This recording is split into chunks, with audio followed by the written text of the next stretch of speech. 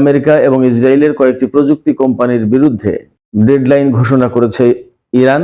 এই ডেডলাইন শেষ হচ্ছে আজ সন্ধ্যা 8টায়। তারপরে কি হবে? পাকিস্তানের পররাষ্ট্রমন্ত্রী চীন সফর করেছেন। এই সফরের আসলে উদ্দেশ্যটা কি ছিল? মার্কিন সেনাদেরকে আমন্ত্রণ জানিয়েছেন স্বয়ং ইরানের পররাষ্ট্রমন্ত্রী আব্বাস আরাকচি। কেন তিনি আমন্ত্রণ জানাচ্ছেন? আরেকটি দারুণ চমৎকার খবর আছে।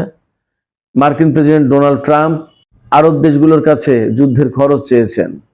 এদিকে ইরানের বিরুদ্ধে আরো যুদ্ধ প্রলম্বিত বা দীর্ঘায়িত করা এবং ইরানের ভেতরে স্থল অভিযান চালানোর ব্যাপারে আরব জোটে ফাটল ধরেছে। কি হবে এখন? এত কিছুর পরে ডোনাল্ড ট্রাম্প এখনো ঘোরের মধ্যে আছেন। তিনি একবার বলেন যুদ্ধ বন্ধ করার কথা, আর একবার বলেন ইরানের বিরুদ্ধে তুমুল অভিযান চলবে। আসলে কোনটা সঠিক? এই সমস্ত নিয়ে এখন আলোচনা করব। দর্শক, আশা করি আপনারা শেষ পর্যন্ত সঙ্গে থাকবেন।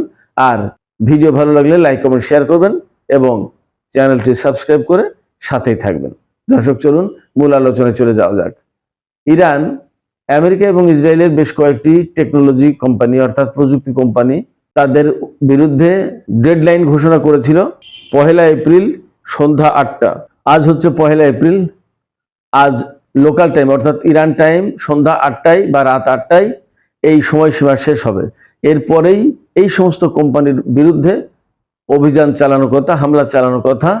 ইরান তো হামলা চালাবে ড্রোন এবং ক্ষেপণাস্ত্র দিয়ে। মূলত প্রশ্ন হচ্ছে, আজ ডেডলাইন শেষ হওয়ার সাথে সাথে কি ইরান হামলা শুরু করবে? জবাবে বলা যায় যে সেটাই হওয়ার কথা, কারণ আমেরিকা এবং ইসরায়েল ইরানের খুবই গুরুত্বপূর্ণ বেশ কিছু ইউনিভার্সিটি, গবেষণা কেন্দ্র এবং প্রযুক্তি কোম্পানি এ সমস্তর উপর হামলা চালিয়েছে। সেক্ষেত্রে ইরান আগেই ঘোষণা করেছে যে চোখের বদলে চোখ, পরে এসে ঘোষণা করেছে চোখের বদলে মাথা অথবা অন্য কিছু, তার চেয়েও বেশি কিছু।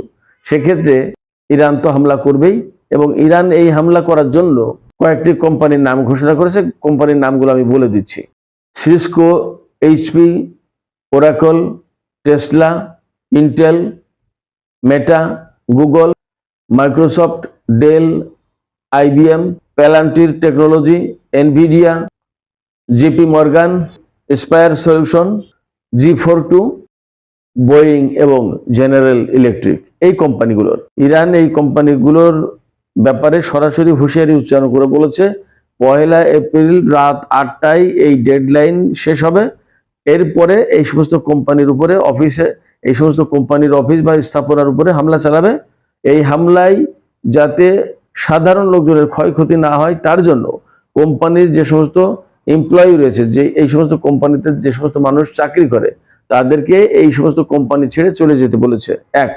অর্থাৎ সংযুক্ত আরব আমিরাত, বাহরাইন, কাতার, কুয়েত, ওমান, সৌদি আরব, এই সমস্ত জায়গায় এই সমস্ত কোম্পানির যে সমস্ত অফিস রয়েছে বা বিভিন্ন কেন্দ্র রয়েছে, তাতে যারা যুক্ত চাকরিতে বা কাজকর্মে, তাদেরকে এই সমস্ত জায়গা ছেড়ে চলে যেতে বলেছে।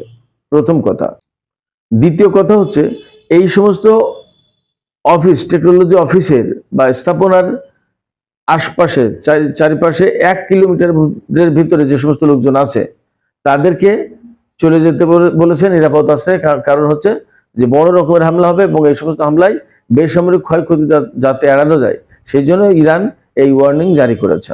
প্রশ্ন উঠেছে বা প্রশ্ন আসতে পারে যে ইরান কি সত্যিই হামলা করবে? আমি ব্যক্তিগতভাবে মনে করি অবশ্যই সত্যিই হামলা করবে এবং আমি ব্যক্তিগতভাবে আহ্বান জানাবো আরব এই সমস্ত দেশের যে সমস্ত ভাই বোনেরা চাকরিরত আছেন, যারা আমার এই ভিডিও শুনছেন, তারা আমার মনে হয় যে একটু সতর্ক থাকবেন, নিরাপদে থাকার চেষ্টা করেন। কারণ ইরান যে ঘোষণা দিয়েছে সেই ঘোষণা তারা বাস্তবায়ন করবে, এটাই তাদের মোটিভ, মনোভাব। এদিকে ইরানের পররাষ্ট্রমন্ত্রী আব্বাস আরাকচি একদম সরাসরি বলেছেন যে আমেরিকার স্থলবাহিনীর সদস্যরা আমাদের দেশে আসুক, আমরা তাদের জন্য অপেক্ষা করছি, আমরা তাদেরকে আমন্ত্রণ জানাচ্ছি। এর মানে হচ্ছে সরাসরি স্থলযুদ্ধের আমন্ত্রণ জানালো ইরান। তার মানে মার্কিন সেনাদের জন্য ইরানি সেনারা ইরান অপেক্ষা করছে এবং তাদের বিরুদ্ধে একটা দাঁত ভাঙা জবাব তারা দিতে চায়। এটা মোটামুটি আব্বাস আরাকচির কথা থেকে পরিষ্কার।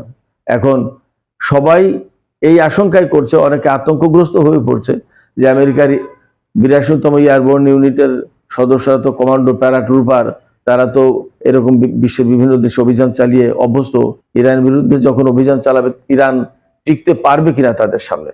আবার মার্কিন মেরিন কোরের সেনা সদস্যরা আসছে, তারা তো আরো স্ট্রং। সব মিলে কি হতে যাচ্ছে? এরপরে আরো 10,000 সেনা পাঠাবে। আমি আপনাদেরকে বলি যে আমেরিকার এই 10,000 20,000 সৈন্যে যদি বড় কিছু করতে পারতো, তাহলে ইরানের 10 লাখ সেনা পোষার কি মানে আছে? প্রথম কথা। দ্বিতীয় কথা হচ্ছে যে আপনারা তো দেখেছেন এই যুদ্ধ শুরুর আগে কুয়েত থেকে শুরু করে বাহরাইন পর্যন্ত, এই সংযুক্ত আরব আমিরাত পর্যন্ত, এর প্রত্যেকটা দেশে আমেরিকার যে ঘাঁটি ছিল, সেই ঘাঁটিগুলোকে কি আপনারা মনে করেন যে দুর্বল করে রেখেছিল? সেখানে ঘাঁটি, সেই সমস্ত ঘাঁটিতে সেনা, বিমান, ক্ষেপণাস্ত্র প্রতিরক্ষা ব্যবস্থা, radar system, jamming system, early warning system, electronic warfare system, সমস্ত সবকিছু ছিল। তারপরেও আমেরিকা টিকতে পেরেছে? আমেরিকার ঘাঁটিগুলো সব তছনছ করে দেয়নি ইরান? ইরান তো এখনো বিমান হামলা শুরু করেনি, শুধু সে ড্রোন এবং ক্ষেপণাস্ত্র দিয়ে এই পর্যন্ত। আর আমেরিকা ইসরায়েল তো বিমান থেকে শুরু করে সবকিছু দিয়ে, যুদ্ধ জাহাজ, বিমান, তারপরে টমাহক ক্রুজ ক্ষেপণাস্ত্র থেকে শুরু করে বহু কিছু। কিন্তু তারা কি খুব সুবিধাজনক অবস্থায় আছে? আমরা তো পরিষ্কার জানছি। আপনারা যারা মধ্যপ্রাচ্যে থাকেন, এই আরব দেশগুলোতে, তারা তো কম বেশি দেখতে পাচ্ছেন। হ্যাঁ, ইরানেরও ক্ষতি হয়েছে, তাতে কোনো সন্দেহ নেই। ইরানের সবচেয়ে বেশি বড় ক্ষতি হয়েছে, বেসামরিক লোকজন নিহত হয়েছে প্রায় 2000 বেশি বা 2000-এর কাছাকাছি। আর প্রচুর পরিমাণে বেসরকারি স্থাপনায়, স্কুল, কলেজ, ইউনিভার্সিটি, হাসপাতাল, ক্লিনিক, এরপর রেড ক্রিস সেন্টার, বিভিন্ন স্থাপনা, এগুলো ধ্বংস হয়েছে। কিন্তু আমেরিকা এবং ইসরায়েলের ধ্বংসযজ্ঞ কি কম হয়েছে? তারা টিকতে পারছে না বলেই তো নতুন করে এই এয়ারবোর্ন, প্যারাট্রুপার, বেরিন এবং আরো বাড়তি সেনা আনতে হচ্ছে। সেটা কখন আনতে হয়? যখন আগের গ্রুপ পারেনি, রিইনফোর্স করা প্রয়োজন। এই জন্যই তো। এবং এরা আসলে একেবারে আলু ভর্তা করে দেবে, ইরান এইভাবেই বলছে। এখন আমরা অপেক্ষা করে কি হয়। তবে এরই মধ্যে খবর হচ্ছে যে মার্কিন 82তম এয়ারবোর্ন ইউনিটের সেনা সদস্যরা, তারা কিন্তু মধ্যপ্রাচ্যে এসে পৌঁছেছে। This is the latest news. এবং এই সপ্তাহের শেষের দিকে, অর্থাৎ আজকে হচ্ছে বুধবার, বৃহস্পতি, শুক্র, এই 2-3 দিনের ভিতরে মোটামুটি ভাবে জাপান থেকে যে মার্কিন মেরিন সেনারা আসার কথা ছিল অ্যাম্ফিবিয়াস উভচর জাহাজে করে, সেই সেনারা আগামী 1-2-3 দিনের ভিতরে চলে আসবে। আর বাড়তি সেনা আসবে। তার মানে একটা স্থল অভিযান শুরু করতে পারে বলে মনে হচ্ছে। যদিও ডোনাল্ড ট্রাম্প বারবার বলছেন তিনি দ্রুত যুদ্ধ শেষ করে দিবেন, তিনি যুদ্ধে বিজয়ী হয়েছেন। আবার বলছেন যে তিনি যুদ্ধ চান না, আবার বলছেন যে ইরানের বিরুদ্ধে কঠোর হামলা চালানো হবে। তার কোনো তাল ঠিকানা নেই আসলে তিনি কোনটা বলতে চান, কোনটা করতে চান, এবং তিনি কি বলছেন, কি বলছেন না, কোনটা বুঝে বলছেন, কোনটা বুঝে বলছেন না, এগুলো বলা মুশকিল।